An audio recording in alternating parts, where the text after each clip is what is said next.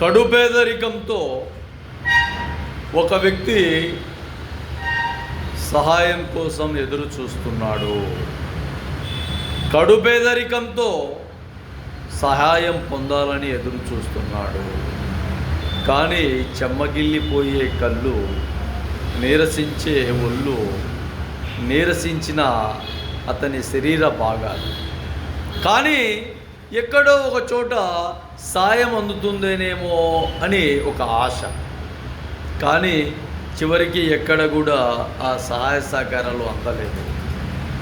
చివరికి ఆలోచన చేస్తే చేతులు చాచాలేమో, భిక్షాటన చేయాలేమో నేను అని అనుకున్నాడు.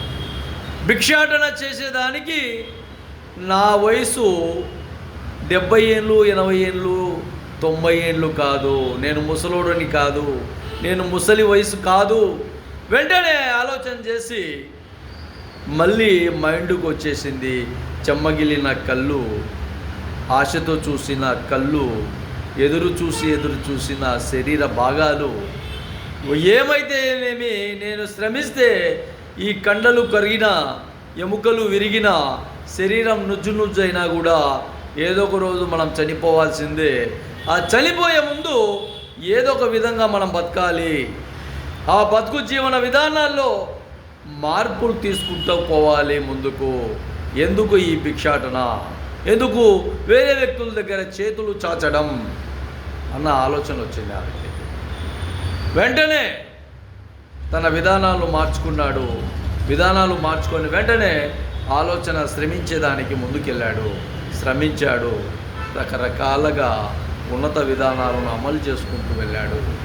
ఇంకా జీవితంలో ఒక కసి, పట్టుదల, నైతిక విలువలతో కూడిన అంశాన్ని ఏర్పాటు చేసుకున్నాడు. తన సొంత సిద్ధాంతాలను అలవాటు చేసుకొని ప్రజలకు చూపించాడను, ప్రజలను మెప్పించాడు, ప్రజలకు చేతుగా నిలబడ్డాడు.